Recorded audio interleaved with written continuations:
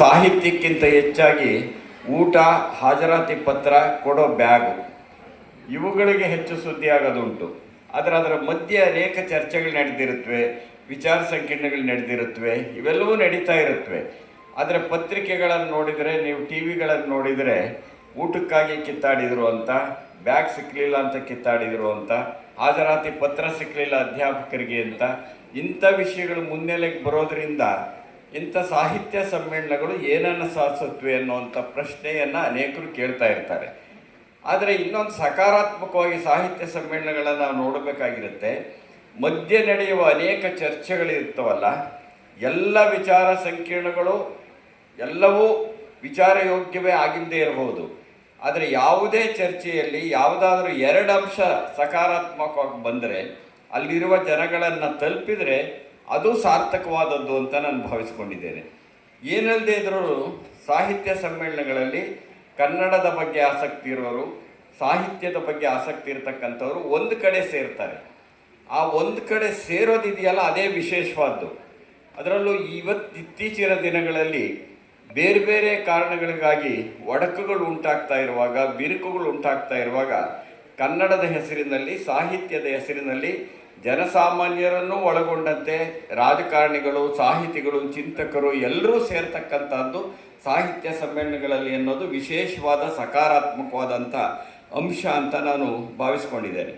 ಏನಂತ ಹೇಳಿದ್ರು, ಇಲ್ಲಿ ಕನ್ನಡದ ಬದ್ಧತೆಯೊಂದು ಪ್ರಕಟವಾಗ್ತಾ ಬಂದಿದೆ. ಸಾಹಿತ್ಯ ಸಮ್ಮೇಳನಗಳಲ್ಲಿ ಕನ್ನಡ ಪರವಾದಂಥ ಕೂಗುಗಳು ಕೇಳಿಸುತ್ತವೆ, ಕನ್ನಡ ಪರವಾದಂಥ ಪಿಸುದನಿಗಳು ಕೇಳಿಸುತ್ತವೆ, ಕನ್ನಡ ಪರವಾದ ಚಿಂತನೆಗಳು ನಡೆಯುತ್ತವೆ. ಸಾಹಿತಿಗಳನ್ನು ನೋಡ್ತಾರೆ, ಕೈ ಕುಲುಕ್ತಾರೆ, ಮಾತಾಡ್ತಾರೆ, ಪುಸ್ತಕ ಕೊಂಡುಕೊಳ್ತಾರೆ. ಈ ದೃಷ್ಟಿಯಿಂದ ನೋಡೋದಾದರೆ ಸಾಹಿತ್ಯ ಸಮ್ಮೇಳನಗಳು ಎಲ್ಲರನ್ನೂ ಒಗ್ಗೂಡಿಸುವ, ಜಾತ್ರೆ ಅಂತ ಕರೆದರೂ ಸಹ ಜಾತ್ರೆಗೆ ಒಂದು ಮಹತ್ವ ಇರುತ್ತಲ್ಲ, ಅಂಥದ್ದೊಂದು ಸಾಂಸ್ಕೃತಿಕವಾದಂಥ ನೆಲೆಗಳು ಇವು. ಆದರೆ ಇವು ಹೆಚ್ಚು ಸಾರ್ಥಕವಾಗಬೇಕಾದರೆ ನಾವು ಹೆಚ್ಚು ಸಮಯವನ್ನು ವಿಚಾರಗೋಷ್ಠಿಗಳಿಗೆ ಕೊಡಬೇಕು ಅಂತ ನಂಬಿದ್ದೇನೆ ನಾನು. ಹೆಚ್ಚು ಸಮಯ ವಿಚಾರಗೋಷ್ಠಿಗಳಿಗೆ ಸಿಕ್ಕಿದಾಗ, ಅಲ್ಲಿ ಚರ್ಚೆ ನಡೆದಾಗ, ಎದುರುಗಡೆ ಕೂತಿರ್ತಕ್ಕಂಥವ್ರು ಉದ್ಘಾಟನಾ ಸಮಾರಂಭಕ್ಕೆ ಏನು ಜನ ಇದ್ದಾರೆ ಅಷ್ಟು ಜನ ಇರಲ್ಲ ಅನ್ನೋದು ಖಚಿತ, ಅದ್ರಾಗ ಅನುಮಾನ ಇಲ್ಲ. ಕಡಿಮೆ ಜನ ಇರ್ತಾರೆ ನಿಜ. ಆದರೆ ಆ ಕಡಿಮೆ ಜನರ ನಡುವೆ ನಡೀತಕ್ಕಂಥ ಒಂದು ಸಂವಾದ ಇದೆಯಲ್ಲ, ಅದು ಬಹಳ ಮುಖ್ಯವಾದದ್ದು ಅಂತ ನಾನು ಭಾವಿಸ್ಕೊಂಡಿದ್ದೇನೆ. ಈ ಸಾಹಿತ್ಯ ಪರಿಷತ್ತು ಅನ್ನುವಂಥ ಒಂದು ಸಂಸ್ಥೆಯನ್ನು ಹುಟ್ಟಾಕಿದ್ದು ನಾಲ್ವಡಿ ಕೃಷ್ಣರಾಜ ಒಡೆಯರವರು. ಅವರನ್ನು ಇವತ್ತು ಕರ್ನಾಟಕದ ಅವರು ಬೇರೆ ಬೇರೆ ಕಾರಣಕ್ಕಾಗಿ ಜ್ಞಾಪಿಸ್ಕೊಳ್ಬೇಕು ನಾವು. ನಾಲ್ವಡಿಯವರಂತಹ ಒಬ್ಬ ರಾಜ ಇನ್ನೊಬ್ಬ ಇಲ್ಲ ಕರ್ನಾಟಕದಲ್ಲಿ ಎನ್ನುವಂಥ ಒಂದು ಮಹತ್ವದ ಸಾಧನೆಯನ್ನು ಮಾಡಿದಂಥವ್ರು ನಾಲ್ವಡಿಯವರು. ಅವರ ಮುನ್ನೋಟವನ್ನು ನೀವು ಗಮನಿಸಿ.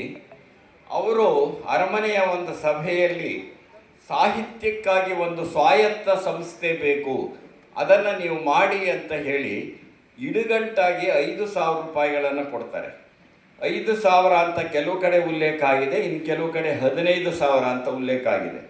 ನಾನಿಲ್ಲಿ ಬಹಳ ಮುಖ್ಯವಾದದ್ದು ಏನು ಅಂತಂದರೆ, ಒಬ್ಬ ರಾಜ ಸಾಹಿತ್ಯಕ್ಕೆ ಒಂದು ಸ್ವಾಯತ್ತವಾದಂತಹ ಸಂಸ್ಥೆ ಬೇಕು ಅನ್ನುವ ತೀರ್ಮಾನ ಮಾಡಿದ್ದಿದೆಯಲ್ಲ, ಅದು ರಾಜಪ್ರಭುತ್ವದಲ್ಲಿ ಬಹಳ ಚಾರಿತ್ರಿಕವಾದ ಸಂದರ್ಭ ಅಂತ ನಾನು ಅಂದ್ಕೊಂಡಿದ್ದೇನೆ. ಯಾಕೆಂದರೆ ಯಾವುದೇ ಸಾಂಸ್ಕೃತಿಕ ಸಂಸ್ಥೆಗಳು, ಅದು ಸಾಹಿತ್ಯ ಪರಿಷತ್ತಿನಿಂದ ಹಿಡಿದು ಕರ್ನಾಟಕದಲ್ಲಿರುವ ವಿವಿಧ ಅಕಾಡೆಮಿಗಳು, ಪ್ರಾಧಿಕಾರಗಳಿಂದ ಹಿಡಿದು ಅವುಗಳಿಗೆ ಅವುಗಳದೇ ಆದಂಥ ಒಂದು ಸ್ವಾಯತ್ತತೆ ಬೇಕು. ಸರ್ಕಾರದ ಅಂಗಸಂಸ್ಥೆಗಳಾಗಿದ್ದಾಗಲೂ ಸಹ ಆರ್ಥಿಕವಾಗಿ ಸರ್ಕಾರದ ನಿಯಂತ್ರಣ ಇದ್ರೂ ಸಾಂಸ್ಕೃತಿಕವಾಗಿ ಒಂದು ಸ್ವಾಯತ್ತತೆ ಬೇಕಾಗಿರುತ್ತೆ. ಅಂಥದ್ದೊಂದು ಸ್ವಾಯತ್ತತೆ ಬೇಕು ಅಂತ 1915ರ ಸುಮಾರಿನಲ್ಲೇ ಯೋಚನೆ ಮಾಡಿದಂತಹ ಯಾರಾದರೂ ಒಬ್ಬ ದಾರ್ಶನಿಕ, ಒಬ್ಬ ರಾಜ ಇದ್ದರೆ ಅದು ನಾಲ್ವಡಿ ಕೃಷ್ಣರಾಜ ಒಡೆಯರ್. ಆದರೆ ಅವರ ಆಶಯವನ್ನು ಹಾಳು ಮಾಡೋದಕ್ಕಾಗಿ ಸಾಹಿತ್ಯ ಪರಿಷತ್ತಿನಂತಹ ಸಂಸ್ಥೆಗಳು ಇರಬಾರದು ಅಷ್ಟೇನೇನೆ. ನಾನು ಯಾಕೆ ಆ ಮಾತನ್ನು ಹೇಳ್ತಿದ್ದೀನಿ ಅಂದರೆ, ಸಾಹಿತ್ಯ ಪರಿಷತ್ತನ್ನು ಒಳಗೊಂಡಂತೆ ಯಾವುದೇ ಸಾಂಸ್ಕೃತಿಕ ಸಂಸ್ಥೆ ಸರ್ವಾಧಿಕಾರಿ ಧೋರಣೆಯನ್ನು ಹೊಂದಿರಬಾರದು, ಕಾನೂನು ಘಟಕಗಳಾಗಬಾರ್ದು. ಸಾಂಸ್ಕೃತಿಕ ಸಂಸ್ಥೆಗಳ ಕೆಲಸ ನೋಟಿಸ್ ಕೊಡೋದಲ್ಲ.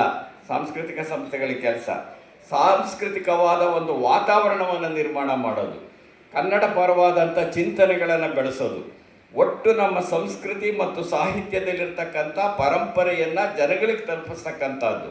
ಇಂಥ ಕೆಲಸವನ್ನು ಮಾಡ್ತಕ್ಕಂಥ ಯಾವುದೇ ಸಾಂಸ್ಕೃತಿಕ ಸಂಸ್ಥೆ ಯಾವತ್ತೂ ಸರ್ವಾಧಿಕಾರಿ ಮನೋಧರ್ಮವನ್ನು ಮೆರಿಬಾರದು. ಅದಕ್ಕೆ ಬಹಳ ಮುಖ್ಯವಾದ ಆದರ್ಶ ಅಂದರೆ ನಾಲ್ವಡಿ ಕೃಷ್ಣರಾಜ ಒಡೆಯರವರು ತೆಗೆದುಕೊಂಡಂತಹ ಕ್ರಮ ಅಂತ ಈ ಸಂದರ್ಭದಲ್ಲಿ ಹೇಳಿ ಅವರಿಗೆ ಮೊದಲು ನನ್ನ ನಮಸ್ಕಾರಗಳನ್ನು ಹೇಳೋದಕ್ಕೆ ಇಷ್ಟಪಡ್ತೇನೆ. ನಾನು ಕನ್ನಡದ ಶಕ್ತಿ ಇದೆಯಲ್ಲ, ಅದು ಸಾಮಾನ್ಯವಾದದ್ದಲ್ಲ. ನಾವು ಸಾಮಾನ್ಯವಾಗಿ ಕನ್ನಡ ಒಂದು ರೀತಿ ಕನ್ನಡದ ವಿಷಯ ಬಂದಾಗೆಲ್ಲ ಘೋಷಣೆಗೆ ಹೋಗ್ತಿರ್ತೇವೆ. ಸರಿಯಾದ ಘೋಷಣೆ ಆಗಿದ್ದರೆ ಅಂಥ ಘೋಷಣೆಗೂ ಒಂದು ಕಾವ್ಯದ ಶಕ್ತಿ ಇರುತ್ತೆ. ಈ ಸಂದರ್ಭದ ಒಳಗಡೆ ಒಂದು ಮಾತನ್ನು ಹೇಳಿ ನಾನು ಕೆಲವು ಮಾತನ್ನು ಮುಂದುವರ್ಸೋಕ್ಕೆ ಇಷ್ಟಪಡ್ತೇನೆ. ಇಲ್ಲಿ ಒಬ್ಬ ಕವಿಯನ್ನು ನೀವು ಆಯ್ಕೆ ಮಾಡಿದ್ದೀರಿ. KP ನಟರಾಜು ಚಿಂತಕರು ಹೌದು, ಅನೇಕ ಕನ್ನಡ ಬದ್ಧತೆ ಇರತಕ್ಕಂಥವ್ರು ಹೌದು, ಸಾಮಾಜಿಕವಾಗಿರ್ತಕ್ಕಂಥ ಕಾಳಜಿ ಇರತಕ್ಕಂಥವ್ರು KP ನಟರಾಜ್ ಅವರು. ಅದರ ಮೂಲತಃ ಒಬ್ಬ ಕವಿಯಾಗಿ ನನಗೆ ಅವ್ರಿಗೆ ಯಾಕೆ ಇಷ್ಟ ಅಂತ ಅಂದರೆ, ಅವರ ಚಿಂತನೆಗಳ ಹಿಂದೆ, ಕನ್ನಡದ ಬದ್ಧತೆ ಹಿಂದೆ ಒಬ್ಬ ಕವಿ ಮನಸ್ಸು ಕೆಲಸ ಮಾಡ್ತಾ ಇರುತ್ತೆ. ಅಂಥ ಒಬ್ಬ ಸಂಕೋಚದಿಂದ ಹಿನ್ನೆಲೆಯಲ್ಲೇ ಇದ್ದಂತಹ, ಕರ್ನಾಟಕವೇ ಗಮನಿಸಬೇಕಾಗಿರ್ತಕ್ಕಂಥ ಒಬ್ಬ ಕವಿ ಮನಸ್ಸಿನ ವ್ಯಕ್ತಿಯನ್ನು ನೀವು ಸಮ್ಮೇಳನದ ಅಧ್ಯಕ್ಷರು ಮಾಡಿದ್ದೀರಲ್ಲ, ಅದಕ್ಕಾಗಿ ನಿಮಗೆಲ್ಲ ಅಭಿನಂದನೆಯನ್ನು ಸಲ್ಲಿಸೋದಕ್ಕೆ ಇಷ್ಟಪಡ್ತೇನೆ. ಇದಷ್ಟೇ ಅಲ್ಲ, ತುಮಕೂರು ಜಿಲ್ಲಾ ಕವಿ ಮತ್ತು ನಾಟಕಕಾರ, ಕರ್ನಾಟಕದಲ್ಲೇ ಪ್ರಸಿದ್ಧರು.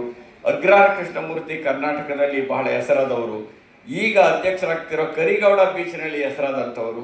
ಇಷ್ಟು ಹೆಸರುಗಳನ್ನು, ಈ ರೀತಿಯವರನ್ನು ಆಯ್ಕೆ ಮಾಡೋದಿದೆಯಲ್ಲ, ಇದು ನಿಮ್ಮ ಸಾಹಿತ್ಯ ಪರಿಷತ್ತಿಗೆ ಗೌರವ ತರುತ್ತೆ.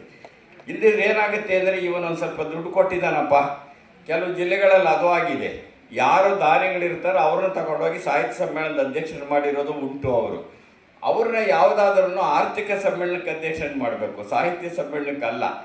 ಸೊ ಅಂಥವು ನಡೆದಿರೋದುಂಟು.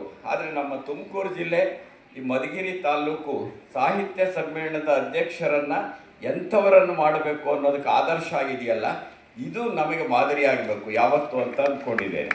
ಹಾಗಾಗಿ ಕನ್ನಡದ ಕೆಲಸ ಅಂತ ಅಂದರೆ ಯಾರನ್ನು ಎಲ್ಲಿ ಹೇಗೆ ಬಳಸ್ಕೊಳ್ಬೇಕು ಅನ್ನೋದು ಬಹಳ ಮುಖ್ಯನೇ. ಅಂಥದಕ್ಕೆ ಈ ಮಧುಗಿರಿಯ ಈ ಸಮ್ಮೇಳನ ಒಂದು ಸಾಕ್ಷಿಯಾಗಿದೆ. ನಟರಾಜ್ ಅವರ ಅಧ್ಯಕ್ಷರಾಗಿರೋದು ನನಗೆ ವೈಯಕ್ತಿಕವಾಗಿ ಸಹ ಬಹಳ ಸಂತೋಷದ ಸಂಗತಿ ಅಂತ ಹೇಳ್ತಾ, ನಮಗೆ ಇವತ್ತು ಬೇಕಾಗಿರೋದು ಕನ್ನಡ ಪ್ರಜ್ಞೆಯ ವಿಸ್ತರಣೆ ಬೇಕಾಗಿರೋದು. ಏನು ಕನ್ನಡ ಪ್ರಜ್ಞೆ? ಹಾಗಾದರೆ ಕನ್ನಡ ಪ್ರಜ್ಞೆ ಅನ್ನೋದನ್ನು ಕೇವಲ 2 ಸಾಲಿನಲ್ಲಿ ಹೇಳಕ್ಕೆ ಸಾಧ್ಯವೇ? ಕನ್ನಡ ಪ್ರಜ್ಞೆ ಅನ್ನೋದು ಒಂದು ಬಾಹ್ಯ ಪ್ರಜ್ಞೆ ಇರುತ್ತೆ, ಇನ್ನೊಂದು ಆಂತರಿಕ ಪ್ರಜ್ಞೆ ಇರುತ್ತೆ. ಬಾಹ್ಯ ಪ್ರಜ್ಞೆ ಪ್ರಜ್ವಲಿಸಿದಾಗ ನಾವು ಬರೀ ಬೋರ್ಡ್ಗಳಲ್ಲಿ ನಿಲ್ತೇವೆ. ಸಾಂಕೇತಿಕವಾಗಿ ಅಂದರೆ ಬೋರ್ಡಲ್ಲಿ ಕನ್ನಡ ಇರಬೇಕು, ಖಂಡಿತ ಇರಬೇಕು, ಕಡ್ಡಾಯವಾಗಿ ಕನ್ನಡ ಇರಲೇಬೇಕು, ಇಂಗ್ಲೀಷಿನ ಜೊತೆ ಕನ್ನಡ ಪ್ರಧಾನವಾಗಿ ಇರಲೇಬೇಕು. ಹಾಗೆ ಫ್ಲೆಕ್ಸ್ಗಳು ಬೇರೆ ಬೇರೆ ಕಡೆ ಹೊರಗಡೆ ಪ್ರದರ್ಶನಕ್ಕೆ ಕಾಣುವಂತಹ ಬಾಹ್ಯದ ವಾತಾವರಣ ಇದೆಯಲ್ಲ, ಆ ಬಾಹ್ಯದ ವಾತಾವರಣದಲ್ಲಿ ಕನ್ನಡ ಆವರಿಸಿಕೊಳ್ಳುವಂತೆ, ಕನ್ನಡ ಎದ್ದು ಕಾಣುವಂತೆ ಮಾಡತಕ್ಕಂಥ ಒಂದು ಬಾಹ್ಯ ಪ್ರಜ್ಞೆಯೂ ನಮಗೆ ಮುಖ್ಯನೇ. ಆದರೆ ಅದೇ ಸಂದರ್ಭದ ಒಳಗಡೆ ಅಲ್ಲೇ ನಿಂತರೆ ಅದು ಕನ್ನಡ ಪರವಾಗಿರ್ತಕ್ಕಂಥ ಪ್ರಜ್ಞೆ ಅಂತ ಅನ್ನಿಸ್ಕೊಳ್ಳೋದಿಲ್ಲ. ಒಂದು ಆಂತರಿಕ ಪ್ರಜ್ಞೆ ಇರುತ್ತೆ. ಯಾವುದು ಆಂತರಿಕ ಪ್ರಜ್ಞೆ ಅಂದರೆ, ಅಲ್ಲಿ ಶೈಕ್ಷಣಿಕ ಮೌಲ್ಯಗಳಿರುತ್ತವೆ, ಸಾಮಾಜಿಕ ಮೌಲ್ಯಗಳಿರುತ್ತವೆ, ಹಾಗೆಯೇ ಸಾಂಸ್ಕೃತಿಕ ಮೌಲ್ಯಗಳಿರುತ್ತವೆ, ಇಡೀ ಸಮಾಜದ ಪರವಾಗಿರ್ತಕ್ಕಂಥ ಒಂದು ಪ್ರಜ್ಞೆ ಇರುತ್ತೆ. ಇವನ್ನೆಲ್ಲ ಒಳಗೊಂಡಿದ್ದಿದೆಯಲ್ಲ, ಇದು ಕನ್ನಡ ಸಾಹಿತ್ಯ. ಅಂಥದ್ದೊಂದು ಆಂತರಿಕ ಪ್ರಜ್ಞೆ ಮತ್ತು ಬಾಹ್ಯ ಪ್ರಜ್ಞೆ ಇವೆರಡೂ ಒಟ್ಟಿಗೆ ಸೇರಿ ಆ ವಿಚಾರಗಳನ್ನು ಸಮ್ಮೇಳನದ ಮುಖಾಂತರವಾಗಿ ಜನಗಳಿಗೆ ತಲುಪಿಸುವಂಥ ಕೆಲಸವನ್ನು ನಾವು ಮಾಡಿದರೆ ಬಹಳ ಮುಖ್ಯವಾದದ್ದು ಅಂದ್ಕೊಂಡಿದ್ದೇನೆ. ಯಾಕೆ ನಾವು ಕನ್ನಡ ಉಳಿಬೇಕು ಅಂತ ಯಾಕೆ ಹೇಳ್ತೇವೆ ಅಂತ ಅಂದರೆ, ಕನ್ನಡವನ್ನು ನೀವು ಕಲಿಸಿದರೆ, ವಿಶೇಷವಾಗಿ ಶೈಕ್ಷಣಿಕ ಮೌಲ್ಯದ ಬಗ್ಗೆ ನಾನು ಗಮನ ಹರಿಸೋದಕ್ಕೆ ಇಷ್ಟಪಡ್ತೇನೆ. ಶಿಕ್ಷಣ ಕ್ಷೇತ್ರದ ಒಳಗಡೆ ಕನ್ನಡ ಇಲ್ಲದೆ ಹೋದರೆ ಏನಾಗಬಹುದು ಅಂದರೆ, ಮುಂದೆ ಕನ್ನಡ ಪತ್ರಿಕೆ ಓದೋರು ಇರೋದಿಲ್ಲ, ಕನ್ನಡ ಸಿನಿಮಾ ನೋಡೋರು ಇರೋದಿಲ್ಲ, ಕನ್ನಡ ನಾಟಕ ನೋಡೋರು ಇರೋದಿಲ್ಲ ಮುಂದೆ. ಈ ಥರದ ಒಂದು ವಾತಾವರಣ ಅಂಥದ್ದೊಂದು ದುಸ್ಥಿತಿ ಬರದೇ ಇರಬೇಕು ಅಂತಂದರೆ, ಶಿಕ್ಷಣ ಕ್ಷೇತ್ರದಲ್ಲಿ ಕನ್ನಡ ಇದೆಯಲ್ಲ ಆದ್ಯತೆಯನ್ನು ಪಡಿಬೇಕಾಗಿರುತ್ತೆ. ಆದರೆ ನಮ್ಮಲ್ಲಿ ಏನಾಗ್ತಾ ಇದೆ ಇತ್ತೀಚಿನ ದಿನಗಳಲ್ಲಿ, ಈಗ KPS ಶಾಲೆ ಇತ್ಯಾದಿಗಳ ಚರ್ಚೆ ನಡೀತಿದೆ. KPS ಶಾಲೆ ಬರೋದು ಉತ್ತಮ ಅಲ್ವಾ ಅನ್ನೋದು ಅದೊಂದು ದೀರ್ಘವಾದಂತಹ ಚರ್ಚೆ. ಆದರೆ ಕನ್ನಡ ಶಾಲೆಗಳನ್ನು ಒಬ್ಬನೇ ಒಬ್ಬ ವಿದ್ಯಾರ್ಥಿ ಇದ್ದರೂ ನಾನು ಮುಚ್ಚುವುದಿಲ್ಲ ಅಂತ ನಮ್ಮ ಶಿಕ್ಷಣ ಸಚಿವರು ವಿಧಾನಸಭೆಯಲ್ಲಿ ಹೇಳಿದ್ದಾರೆ. ಇದು ಒಂದು ಕಡೆ ಅಲ್ಲ, ಅದಕ್ಕೆ ಚಪ್ಪಾಳೆ ತಟ್ಟಬೇಡಿ, ಇನ್ನೂ ಮುಂದಿದೆ. ಏಕೆಂದರೆ ಅವ್ರು ಹೇಳಿದ್ದಾರೆ, ಆದರೆ ನನ್ನ ಹತ್ರನೇ ಇರುವಂಥ ಒಂದು 2-3 ಸರ್ಕಾರಿ ಆದೇಶಗಳ ಪ್ರಕಾರ ನೀವು ಸುತ್ತಮುತ್ತಿರುವಂಥ 6 ಶಾಲೆಗಳನ್ನು ಪಬ್ಲಿಕ್ ಶಾಲೆಯಲ್ಲಿ ವಿಲೀನಗೊಳಿಸಿ ಅಂತ ಹೇಳಿ ಜಿಲ್ಲೆಯ ಶಿಕ್ಷಣಾಧಿಕಾರಿಗಳು ಕೊಟ್ಟಿರುವಂಥ ಆದೇಶದ ಪ್ರತಿಗಳು ಸಹ ನನ್ನಲ್ಲಿವೆ. ಹಾಗಾದರೆ ಏನು? ಹಾಗಾದರೆ ಮುಚ್ಚೋದಿಲ್ಲ, ವಿಲೀನಗೊಳಿಸ್ತೀವಿ ಅಂತ. ಅಂದರೆ ಅಳಿಯಲ್ಲ ಮಗಳ ಗಂಡ ಅಂತ. ಅಂದರೆ ಕಡ್ಡಾಯ ಶಿಕ್ಷಣ ಕಾಯ್ದೆಯ ಪ್ರಕಾರ ಕಡ್ಡಾಯ, ಈಗ ಯಾವುದೋ ಒಬ್ಬ ವಿದ್ಯಾರ್ಥಿ ಇದ್ದಾನೆ, ನಾವೇನಪ್ಪ ಮಾಡಬೇಕು ಅನ್ನೋ ಪ್ರಶ್ನೆ ಇದೆ. ಏನು ಮಾಡಬೇಕು ಅಂತ ಚರ್ಚೆ ಮಾಡಿ. ಸರ್ಕಾರ ಇರೋದು ಯಾಕೆ? ಚರ್ಚೆಯೇ ಇಲ್ಲದೆ IAS ಅಧಿಕಾರಿಗಳು ಮತ್ತು ಸಚಿವರು ಈ ಥರ ಮಾತ್ರನೇ ತೀರ್ಮಾನ ತಗೊಳ್ಳೋದ್ರ ಬದಲು ಶಿಕ್ಷಣಾಸಕ್ತರ ಜೊತೆಗೆ, ಶಿಕ್ಷಣ ತಜ್ಞರ ಜೊತೆಗೆ ಉತ್ತಮವಾದ ಶಾಲೆಗಳನ್ನು ನಡೆಸ್ತಿರುವಂಥ ಕೆಲವು ಅಧ್ಯಾಪಕರಿದ್ದಾರೆ ನಮ್ಮಲ್ಲಿ. ಸರ್ಕಾರಿ ಶಾಲೆಗಳಲ್ಲಿ 170 ಜನ ಇದ್ದಂತಹ ಹಾಜರಾತಿ 450ಕ್ಕೆ ಏರಿಸಿರುವಂಥ ಕಳ್ಳಂಬೆಳದಂಥ ಒಂದು ಶಾಲೆ ಇದೆ, ಬೆಳ್ಳಾವಿ ಅಂತ ಒಂದು ಶಾಲೆ ಇದೆ, ನಡುವಿನಕೆರೆ ಅಂತ ಶಾಲೆ ಇದೆ. ಅಲ್ಲಿ ಅಧ್ಯಾಪಕರನ್ನು ಕರೆಸಿ ನೀವು ಸರ್ಕಾರಿ ಶಾಲೆ ಯಾಕಪ್ಪ ಹೇಗೆ ಉದ್ಧಾರ ಮಾಡಿದ್ದೀರಿ ನೀವು. ಆದರೆ ಯಾವ ಅಧ್ಯಾಪಕರ ಜೊತೆನೂ ಯಾವ ಅಧಿಕಾರಿಗಳು ಚರ್ಚೆ ಮಾಡಿರೋದರಂತೂ ನಾನು ಕಂಡಿಲ್ಲ. ಅಂದರೆ ಅವರ ಅನುಭವ ಇದೆಯಲ್ಲ, ಅದನ್ನು ಯಾಕೆ ತಗೊಳ್ಳೋದಿಲ್ಲ ನೀವು? ಅಂಥದ್ದೊಂದು ಚರ್ಚೆಯೇ ಇಲ್ಲದೆ ಶಾಲೆಯನ್ನು ಮುಚ್ಚುವ ಸ್ಥಿತಿ ಇರೋದು ಒಂದು ಕಡೆ ಇದ್ದರೆ, ಶಾಲೆಯನ್ನು ಮುಚ್ಚಲೇಬೇಕು ಎನ್ನುವ ಮನಸ್ಥಿತಿ ಇದೆಯಲ್ಲ, ಅದು ಇನ್ನೊಂದು ಕಡೆ ಇದೆ. ಇಂಥದ್ದೊಂದು ಬಿಕ್ಕಟ್ಟನ್ನು ನಾವು ಇವತ್ತು ಎದುರಿಸ್ತಾ ಇದ್ದೇವೆ. ಅದೇ ಸಂದರ್ಭದಲ್ಲಿ UPA ಸರ್ಕಾರ ತಂದಂತಹ ಕಡ್ಡಾಯ ಶಿಕ್ಷಣ ಕಾಯ್ದೆ ಇದೆಯಲ್ಲ, ಕಡ್ಡಾಯ ಶಿಕ್ಷಣ ಕಾಯ್ದೆಯ ಪ್ರಕಾರ 2 ಕಿಲೋಮೀಟ್ರಿಗೆ 1 ಕಿರಿಯ ಪ್ರಾಥಮಿಕ ಶಾಲೆ ಇರಬೇಕು, 3 ಕಿಲೋಮೀಟ್ರಿಗೆ 1 ಹಿರಿಯ ಪ್ರಾಥಮಿಕ ಶಾಲೆ ಇರಬೇಕು, 5 ಕಿಲೋಮೀಟ್ರಿಗೆ 1 ಪ್ರೌಢಶಾಲೆ ಇರಬೇಕು. ಇದನ್ನು ನಾವು ಅನುಸರಿಸಿದ್ದೇವೆ. ಹಾಗಾದರೆ ಕಡ್ಡಾಯ ಶಿಕ್ಷಣ ಕಾಯ್ದೆಯನ್ನು ಯಾವುದನ್ನು ಪಾರ್ಲಿಮೆಂಟ್ನಲ್ಲಿ ಸ್ವೀಕಾರ ಮಾಡಲಾಯಿತೋ, ಯಾವುದು ಕೇಂದ್ರ ಸರ್ಕಾರ ಬಹಳ ಹಿಂದೆಯೂ ದೊಡ್ಡ ಕಾಯ್ದೆ ಅಂತ ಮಾಡ್ತೋ, ಎಲ್ಲರಿಗೂ ಶಿಕ್ಷಣ ತಲುಪಬೇಕು ಅನ್ನುವಂಥ ಆಶಯ ಹೊಂದಿತ್ತೋ, ಅದನ್ನು ಉಲ್ಲಂಘಿಸುವುದು ಶಿಕ್ಷಣ ಪರವಾದಂಥ ನೀತಿ ಅಗತ್ಯವೇ? ಈ ಪ್ರಶ್ನೆಗಳನ್ನು ನಮ್ಮ ಸರ್ಕಾರಗಳು ಮತ್ತು ಬಹಳ ಉನ್ನತ ಸ್ಥಾನದಲ್ಲಿರ್ತಕ್ಕಂಥ ಅಧಿಕಾರಿಗಳು ಕೇಳ್ಕೋಬೇಕು ಅಂತ ನಾನು ಅಂದ್ಕೊಂಡಿದ್ದೇನೆ. ಅದರ ಬದಲು ಏನಾಗಿದೆ ಇವತ್ತಿನ ಸ್ಥಿತಿ ಅಂತಂದರೆ, ಇನ್ನೊಂದು ಶೈಕ್ಷಣಿಕ ಅಸಮಾನತೆ ಅನ್ನೋದು ಅಂಗನವಾಡಿಯಿಂದಲೇ ಶುರುವಾಗುತ್ತೆ ನಮ್ಮಲ್ಲಿ. ಶೈಕ್ಷಣಿಕ ಅಸಮಾನತೆ ನೋಡಿ, ಅಂಗನವಾಡಿ 65,911 ಅಂಗನವಾಡಿಗಳಿವೆ ನಮ್ಮ ಕರ್ನಾಟಕದೊಳಗಡೆ. 65,911 ಅಂಗನವಾಡಿಗಳಿವೆ. ಅಂಗನವಾಡಿಗೆ ಹೋಗ್ತಕ್ಕಂಥ ಮಕ್ಕಳ ಸಾಮಾಜಿಕ ಆರ್ಥಿಕ ಸ್ಥಿತಿ ಏನು, LKG UKGಗೆ ಹೋಗ್ತಕ್ಕಂಥ ಮಕ್ಕಳ ಸಾಮಾಜಿಕ ಆರ್ಥಿಕ ಸ್ಥಿತಿಗತಿ ಏನು? ಅಂದರೆ ಶೈಕ್ಷಣಿಕ ಅಸಮಾನತೆ ಅನ್ನೋದು ಹಸುಗೂಸುಗಳ ಸ್ತರದಲ್ಲಿಯೇ ಆರಂಭ ಆಗ್ತಾ ಇರೋದನ್ನು ನೋಡ್ತಿದ್ದೇವೆ. ಈ ಪ್ರಶ್ನೆಯನ್ನು ಯಾವುದೇ ಸರ್ಕಾರಗಳು ಎಲ್ಲಿವರೆಗೆ ಎದುರಿಸಿಲ್ಲ. ನಿಜ ಹೇಳೋದಾದರೆ ಅದಕ್ಕೆ ಉತ್ತರ ಕೊಡೋ ಪ್ರಯತ್ನ ಮಾಡಿಲ್ಲ. ಒಂದು ಕಡೆ ಕನ್ನಡ ಮಾಧ್ಯಮ ಶಾಲೆ, ಇನ್ನೊಂದು ಕಡೆ ಆಂಗ್ಲ ಮಾಧ್ಯಮ ಶಾಲೆ, ಒಂದು ಕಡೆ ಸರ್ಕಾರಿ ಶಾಲೆ, ಇನ್ನೊಂದು ಕಡೆ ಖಾಸಗಿ ಶಾಲೆ, ಒಂದು ಕಡೆ ರಾಜ್ಯ ಪಠ್ಯಕ್ರಮ, ಇನ್ನೊಂದು ಕಡೆ ಕೇಂದ್ರ ಪಠ್ಯಕ್ರಮ, ಒಂದು ಕಡೆ ಇದರ ಜೊತೆಗೆ ಗುಣಮಟ್ಟದ ಶಾಲೆಗಳು ಅಂತ ಕರ್ನಾಟಕ ಪಬ್ಲಿಕ್ ಸ್ಕೂಲ್ ಇದೆ, ಮೊರಾರ್ಜಿ ಇದೆ, ಅಂಬೇಡ್ಕರ್ ವಸತಿ ಶಾಲೆ ಇದೆ, ರಾಣಿ ಚೆನ್ನಮ್ಮ ಇದೆ, ನವೋದಯ ಇದೆ. ಇವೆಲ್ಲ ಗುಣಮಟ್ಟದ ಶಾಲೆಗಳು ಅಂತ ಕರೀತಾರೆ. ಅಂದರೆ ಸರ್ಕಾರವೇ ಒಪ್ಕೊಂಡಂಗಾಯಿತು ಉಳಿದ ಸರ್ಕಾರಿ ಶಾಲೆಗಳೆಲ್ಲ ಗುಣಮಟ್ಟದವಲ್ಲ ಅಂತ. ಅಂದರೆ ಈ ದೇಶದ, ಈ ನಾಡಿನಲ್ಲಿ ಓದ್ತಾ ಇರತಕ್ಕಂತಹ ಲಕ್ಷಾಂತರ ಮಕ್ಕಳಲ್ಲಿ ಕೆಲವರಿಗೆ ಮಾತ್ರ ನೀವು ಗುಣಮಟ್ಟದ ಶಿಕ್ಷಣವನ್ನು ಕೊಟ್ಟು ಉಳಿದವರಿಗೆ ಗುಣಮಟ್ಟದ ಶಿಕ್ಷಣವನ್ನು ಕೊಡದೇ ಇರುವಂಥ ಈ ಶೈಕ್ಷಣಿಕ ಅಸಮಾನತೆ ಇದೆಯಲ್ಲ, ಇದನ್ನು ಪರಿಹರಿಸೋದು ಹೇಗೆ ಅನ್ನುವ ಮೂಲ ಪ್ರಶ್ನೆಯನ್ನು ನಮ್ಮ ಯಾವ ಸರ್ಕಾರಗಳು ಕೇಳ್ಕೊಂಡಿಲ್ಲ. ಇದು ಬಹಳ ವಿಷಾದಕರವಾದ ಸಂಗತಿ. ಇದು ಒಂದೇ ದಿವಸಕ್ಕಾಗತ್ತಾ? ಖಂಡಿತ ಒಂದೇ ದಿವಸಕ್ಕಾಗೋದಿಲ್ಲ, ಒಂದೇ ದಿವಸಕ್ಕಾಗೋದಿಲ್ಲ. ಆದರೆ ನಿಮಗೊಂದು ಕ್ರಿಯಾ ಯೋಜನೆ ಇದೆಯಾ? ಸರ್ಕಾರಿ ಶಾಲೆಗಳಿಗೆ ಮೂಲ ಸೌಕರ್ಯಗಳನ್ನ ಯಾಕೆ ಒದಗಿಸ್ಕೊಡ್ಬೇಕು? ಸರ್ಕಾರಿ ಶಾಲೆಗಳಿಗೆ ಹಾಜರಾತಿ ಯಾಕೆ ಕಡಿಮೆ ಆಗ್ತಾ ಇದೆ? ಅದಕ್ಕಿರೋ ಸಮಸ್ಯೆಗಳೇನು ಅನ್ನೋದನ್ನು ಕುರಿತಂತಹ ಒಂದು ಸಂವಾದ, ಒಂದು ಚರ್ಚೆ ಸರ್ಕಾರದ ಮಟ್ಟದಲ್ಲಿ, ಉನ್ನತ ಅಧಿಕಾರಿಗಳ ಮಟ್ಟದಲ್ಲಿ ನಡೀತಾ ಇಲ್ಲ ಅಂತಕ್ಕಂಥದ್ದು ಬಹಳ ಶೋಷಣೀಯವಾದ ಸಂಗತಿ ಅಂತ ನಾನು ಅಂದ್ಕೊಂಡಿದ್ದೇನೆ. ಈಗ ಇಡೀ ದೇಶದ ಒಳಗಡೆ 10,83,678 ಸರ್ಕಾರಿ ಪ್ರಾಥಮಿಕ ಶಾಲೆಗಳಿವೆ. 10,83,678 ಇಡೀ ದೇಶದ ಒಳಗಡೆ ಸರ್ಕಾರಿ ಪ್ರಾಥಮಿಕ ಶಾಲೆಗಳಿವೆ. ನಮ್ಮ ರಾಜ್ಯದ ಒಳಗಡೆ 41,088 ಸರ್ಕಾರಿ ಪ್ರಾಥಮಿಕ ಶಾಲೆಗಳಿವೆ. ಹಾಗೇನೇ 5,024 ಪ್ರೌಢಶಾಲೆಗಳಿವೆ. ಇದರಲ್ಲಿ 57,000ಕ್ಕಿಂತ ಹೆಚ್ಚು ಅಧ್ಯಾಪಕರು, ಪ್ರೌಢಶಾಲೆ ಪ್ರಾಥಮಿಕ ಶಾಲೆ ಸೇರಿದರೆ 57,000ಕ್ಕಿಂತ ಹೆಚ್ಚು ಅಧ್ಯಾಪಕರ ಹುದ್ದೆಗಳು ಖಾಲಿ ಇವೆ, ಭರ್ತಿ ಮಾಡೋಕ್ಕಾಗಿಲ್ಲ. ಅದಕ್ಕೇನು ಮಾಡ್ತಾರೆ, ಅತಿಥಿ ಅಧ್ಯಾಪಕರನ್ನು ತಗೋತಾರೆ. ಈಗ 40,000 ಅತಿಥಿ ಅಧ್ಯಾಪಕರನ್ನು ಒಂದು ಕಡೆ ತಗೊಂಡಿದ್ದಾರೆ, ಪ್ರೌಢಶಾಲೆಗೆ 11,000 ತಗೊಂಡಿದ್ದಾರೆ. ಕಡೆಗೆ ಅತಿಥಿ ಅಧ್ಯಾಪಕರು ಏನು ಮಾಡ್ತಾರೆ, ಬರೀ ಅತಿಥಿಗಳು ಅವರಷ್ಟೇ, ಅವರು ಕಾಯಂ ಆಗೋದೇ ಇಲ್ಲ ಈ ಜನ್ಮದಲ್ಲಿ. ಇಂಥದ್ದೊಂದು ಸ್ಥಿತಿ ಇದೆಯಲ್ಲ ಕಾಲೇಜುಗಳಲ್ಲಿದೆ, ಪ್ರಾಥಮಿಕ ಶಾಲೆಯಲ್ಲಿದೆ. ವಿಶೇಷವಾಗಿ ಪ್ರಾಥಮಿಕ ಶಾಲೆಯ ತಳಹದಿ ಇದೆಯಲ್ಲ, ಅದು ಬಹಳ ಮುಖ್ಯವಾದದ್ದು. ಅದನ್ನು ಗಟ್ಟಿ ಮಾಡೋದಕ್ಕೆ ಬೇಕಾಗಿರ್ತಕ್ಕಂಥದ್ದೇನು, ಅಲ್ಲಿ ಕನ್ನಡವನ್ನು ನೆಲೆಯೂರಿಸುವ ಕ್ರಮ ಹೇಗೆ, ಇದನ್ನು ಕುರಿತಂತೆ ನಾವು ಯೋಚನೆ ಮಾಡಬೇಕಾಗಿದೆ. ಶಿಕ್ಷಣದಲ್ಲಿ ಕನ್ನಡ ಇದೆಯಲ್ಲ, ಅದು ಆದ್ಯತೆಯನ್ನು ಪಡೆಯದೇ ಹೋದರೆ ಮುಂದೆ ಕನ್ನಡ ಸಾಹಿತ್ಯಕ್ಕೆ, ಕನ್ನಡ ಸಿನಿಮಾಕ್ಕೆ, ಕನ್ನಡ ನಾಟಕಕ್ಕೆ, ಪ್ರತಿಯೊಂದು ಕನ್ನಡದ ಎಲ್ಲ ಕಲೆಗಳಿಗೂ ಧಕ್ಕೆ ತರುವ ಒಂದು ಅಪಾಯ ಇರುತ್ತೆ. ಹಾಗಾಗಿ ನಾವು ಪ್ರಧಾನವಾಗಿ ಇವತ್ತು ಯೋಚನೆ ಮಾಡಬೇಕಾಗಿರೋದು ಏನು, ಒಂದು ಸಮಾನ ಶಾಲಾ ಶಿಕ್ಷಣವನ್ನು ಜಾರಿಗೊಳಿಸುವುದು ಹೇಗೆ ಅಂತ. ಇನ್ನೊಂದು ಪ್ರಾಥಮಿಕ ಪ್ರಾಥಮಿಕ ಶಿಕ್ಷಣ, ಕಡೆ ಪಕ್ಷ ಅಂತಿದ್ದೀನಿ, ಬರೀ ಅಷ್ಟಕ್ಕೆ ಅಂತ ಅಲ್ಲ ಅದರ ಅರ್ಥ. ಪ್ರಾಥಮಿಕ ಪ್ರೌಢ ಶಿಕ್ಷಣದಲ್ಲಾದರೂ ಸಹ ಕನ್ನಡವನ್ನು ಆದ್ಯತೆಯ ಜಾಗದಲ್ಲಿಟ್ಟು ಅದನ್ನು ಬೆಳೆಸೋದು ಹೇಗೆ ಅನ್ನೋ ಪ್ರಶ್ನೆಯನ್ನು ಯೋಚಿಸಬೇಕು. ಹಾಗಾದರೆ ಇಂಗ್ಲೀಷ್ ಬೇಡವಾ ಅನ್ನೋ ಪ್ರಶ್ನೆ ಇದೆ. ನಾನು ಕನ್ನಡ ಅಭಿವೃದ್ಧಿ ಪ್ರಾಧಿಕಾರದ ಅಧ್ಯಕ್ಷ ಆಗಿದ್ದಾಗಲೇ ಪ್ರಾಥಮಿಕ ಶಾಲಾ ಹಂತದಿಂದ ಇಂಗ್ಲೀಷ್ ಅನ್ನೋ ಒಂದು ಭಾಷೆಯಾಗಿ ಕಡ್ಡಾಯವಾಗಿ ಕಲಿಸಬೇಕು ಅನ್ನೋ ಶಿಫಾರಸನ್ನು ಮಾಡಿದ್ದು. ಅದು ಇವತ್ತು ಜಾರಿಯಲ್ಲಿದೆ ನಿಜ, ಆದರೆ ಮಕ್ಕಳಿಗೆ ಒಂದು ಭಾಷೆಯಾಗಿ ಇಂಗ್ಲೀಷನ್ನು ಚೆನ್ನಾಗಿ ಕಲಿಸೀನಿ. ಆ ಚೆನ್ನಾಗಿ ಒಂದು ಭಾಷೆಯಾಗಿ ಕಲಿಸೋದ್ರ ಮುಖಾಂತರ ಕನ್ನಡ ಇದೆಯಲ್ಲ ಅದಕ್ಕೆ ಆದ್ಯತೆಯನ್ನು ಕೊಡಿ. ಈ ಥರದೊಂದು ಸಮತೋಲನದ ಒಂದು ಕ್ರಮವನ್ನಾದರೂ ಅನುಸರಿಸಿದ್ದೀರಾ? ಇಂಥ ವಿಷಯಗಳ ಬಗ್ಗೆ ಚರ್ಚೆ ನಡೀಬೇಕಾಗಿದೆ ಅಂತ.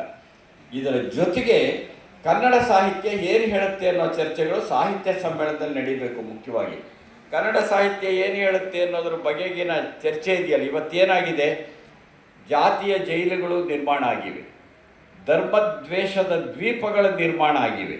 ಇಂಥ ಸಂದರ್ಭದ ಒಳಗಡೆ ನೀವು ಕನ್ನಡ ಸಾಹಿತ್ಯವನ್ನು, ಪ್ರಧಾನವಾಗಿ ಪ್ರಚಲಿತವಾಗಿರೋ ಕನ್ನಡ ಸಾಹಿತ್ಯವನ್ನು ನೋಡ್ಕೊಂಡು ಬಂದರೆ, ಎಂದೂ ಕನ್ನಡ ಸಾಹಿತ್ಯ ಜಾತಿ ಭೇದ ಮಾಡಿಲ್ಲ, ಎಂದೂ ಕನ್ನಡ ಸಾಹಿತ್ಯ ನಿಮಗೆ ನೀವು ಕಿತ್ತಾಡಿ ಧರ್ಮದ ಹೆಸರಲ್ಲಿ ಅಂತ ಹೇಳಿಲ್ಲ. ಇದನ್ನು ನಮ್ಮ ಜನಕ್ಕೆ ಹೇಳಬೇಕಾಗಿದೆ. ನೀವು ಸಾಹಿತ್ಯ ಸಮ್ಮೇಳನಗಳ ಮುಖಾಂತರವಾಗಿ ನಮ್ಮ ಜನಕ್ಕೆ ಹೇಳಬೇಕಾಗಿರೋದು ಏನು ಅಂತಂದರೆ, ಪಂಪ ಏನು ಹೇಳ್ದ, ಮನುಷ್ಯ ಜಾತಿ ತಾನೊಂದೇ ಒಲಂಬಂದ, ಅಷ್ಟೇ ಹೇಳಲಿಲ್ಲ ಅವನು. ಕುಲ ಪದ್ಧತಿಯನ್ನು, ಅರ್ಥಾತ್ ಜಾತಿ ಪದ್ಧತಿಯನ್ನು ಕನ್ನಡ ಸಾಹಿತ್ಯದಲ್ಲಿ ಎಲ್ಲರಿಗಿಂತ ಮೊಟ್ಟ ಮೊದಲು ವಿರೋಧಿಸಿದವನು ಮಹಾಕವಿ ಪಂಪ. ಇದನ್ನು ಮರಿಬಾರ್ದು ನಾವು. ಆ ಪಂಪ ನಮಗೆ ಬಹಳ ಇಷ್ಟ ಆಗೋದಾದರೆ, ಪಂಪ ಏನು ಹೇಳ್ದ ಅಂತ ಹೇಳಬೇಕು ತಾನೆ. ಭಕ್ತಿ ಅನ್ನೋದು ಖಾಸಗಿಯಾದದ್ದು ಅಂತ ತೋರಿಸಿಕೊಟ್ಟವರು ವಚನಕಾರರು ನಮ್ಮಲ್ಲಿದ್ದರು. ಹಾಗೇನೇ ಕುಮಾರವ್ಯಾಸನಂತವನು ವ್ಯಾಧನನ್ನು ಧರ್ಮವ್ಯಾಧ ಅಂತ ಕರೆದ, ಬರೀ ವ್ಯಾಧ ಅಲ್ಲ ಧರ್ಮವ್ಯಾಧ ಅಂತ ಕರೆದ. ಇಂಥ ಅನೇಕ ವಿಚಾರಗಳು ನಮ್ಮ ಪರಂಪರೆಯಲ್ಲಿವೆ. ಆ ಪರಂಪರೆಯಲ್ಲಿರುವ ವಿಚಾರಗಳು ಯಾವ ಇವತ್ತಿಗೂ ಪ್ರಸ್ತುತ, ಅದನ್ನು ತಗೊಂಡು ನಾವು ಜನಗಳಿಗೆ ತಿಳಿಸ್ಬೇಕಾಗಿದೆ. ಅಷ್ಟೇ ಅಲ್ಲ, ಜನಸಾಮಾನ್ಯರಿದ್ದಾರಲ್ಲ ಅವರು ಬಹಳ ನಿಜವಾದ ವಿವೇಕಿಗಳು ನನ್ನ ಅಭಿಪ್ರಾಯದೊಳಗಡೆ. ಎಷ್ಟು ಮಟ್ಟಿಗೆ ವಿವೇಕಿಗಳು ಅಂದರೆ, ಜನಸಾಮಾನ್ಯರು ಇಡೀ ಭಾಷೆಯನ್ನು ಬೇರೆ ಬೇರೆ ರೀತಿ ಬಳಸ್ತಾ ಬರ್ತಾರೆ. ನಾನು ಸಾಂಕೇತಿಕವಾಗಿ ಒಂದೆರಡು ಸುಮ್ಮನೆ ಉದಾಹರಣೆ ಕೊಡ್ತೇನೆ, ಹಿಂದೆನೂ ಕೊಟ್ಟಿದ್ದೇನೆ. ಈಗ ರೈಲು ಅನ್ನೋ ಪದ ಇದೆ. ರೈಲು, ನಾವು ರೈಲು ಅಂದರೆ ಉಗಿ ಬಂಡಿ ಅಂದ್ಕೋತೀವಿ. ಜನಸಾಮಾನ್ಯರು ಇವನು ಭಾಳ ರೈಲು ಬಿಡ್ತಾನೆ ಕಣಯ್ಯ ಅಂತಾರೆ. ಇವನು ಭಾಳ ರೈಲು ಬಿಡ್ತಾನೆ ಅಂದರೆ ಸುಳ್ಳು ಹೇಳ್ತಾನೆ ಅಂತ ಅರ್ಥ. ವಿಧಾನಸೌಧಕ್ಕೆ ಸೈಕಲ್ ತುಳಿದು ಸಾಕಾಯ್ತಪ್ಪ ಅಂತಾರೆ. ಸೈಕಲ್ ಅನ್ನೋದು ವಿಧಾನಸೌಧಕ್ಕೆ ಎದುರಾಗಿ ನಿಲ್ಲಿಸಿದ ಒಂದು ವ್ಯಾಖ್ಯಾನ ಆಗುತ್ತೆ. ಇವನು ಭಾಳ ರೈಲು ಬಿಡ್ತಾನೆ ಅನ್ನೋದಕ್ಕೆ ಹೊಸ ಅರ್ಥವನ್ನು ಕೊಡ್ತಾರೆ. ಅಂದರೆ ಕನ್ನಡವನ್ನು ಬಳಸ್ತಾನೆ ಅದು ಬೆಳೀತಾ ಹೋಗ್ತಾ ಇರುತ್ತೆ. ಹಾಗಾಗಿ ಜನಸಾಮಾನ್ಯರ ಮೇಲೆ ನಾವು ನಂಬಿಕೆ ಇಡಬೇಕು. ಮುಖ್ಯವಾಗಿ ಜನಸಾಮಾನ್ಯರಲ್ಲಿ ಜಾತಿ ಭೇದಗಳು ಬರದೇ ಇರೋ ಹಾಗೆ, ಧರ್ಮದ್ವೇಷಗಳು ಬರದೇ ಇರೋ ಹಾಗೆ, ಕನ್ನಡ ಸಾಹಿತ್ಯ ಏನು ಹೇಳುತ್ತೆ ಅನ್ನೋದನ್ನು ಜನಸಾಮಾನ್ಯರಿಗೆ ತಿಳಿಸ್ತಾ ಹೋಗಬೇಕು. ಆಗ ನಿಜವಾದ ಅರ್ಥದ ಒಳಗಡೆ ಸಾಹಿತ್ಯ ಸಮ್ಮೇಳನಗಳು, ಸಾಹಿತ್ಯ ಗೋಷ್ಠಿಗಳು ಹೆಚ್ಚು ಯಶಸ್ವಿಯಾಗತ್ವೆ ಅಂತ ನಾನು ಭಾವಿಸ್ಕೊಂಡಿದ್ದೇನೆ. ಹಾಗಾಗಿ ನಿಜವಾದ ಕನ್ನಡ ಪ್ರಜ್ಞೆ ಅಂತಂದರೆ ಕನ್ನಡವನ್ನು ಉಳಿಸೋದು, ಬೆಳೆಸೋದು ಮತ್ತು ಕನ್ನಡ ಸಾಹಿತ್ಯದಲ್ಲಿರ್ತಕ್ಕಂಥ ಮಾನವೀಯ ಮೌಲ್ಯಗಳನ್ನು ವಿಸ್ತರಿಸ್ತಕ್ಕಂಥದ್ದು. ಅಂಥ ಕೆಲಸ ಸಾಹಿತ್ಯ ಸಮ್ಮೇಳನಗಳ ಮುಖಾಂತರವಾಗಿ ಆಗ್ತಾ ಇರಲಿ ಅಂತ ನಾನು ಆಶಿಸ್ತಾ ಇವತ್ತಿನ ಈ ಸಮ್ಮೇಳನ ಯಶಸ್ವಿ ಆಗಲಿ ಅನ್ನೋದಕ್ಕಿಂತ ಹೆಚ್ಚಾಗಿ ಯಶಸ್ವಿ ಆಗುತ್ತೆ ಅಂತ ನಾನು ನಂಬ್ತಾ ನನ್ನ ಮಾತುಗಳನ್ನು ಮುಗಿಸ್ತೇನೆ. ನಮಸ್ಕಾರ.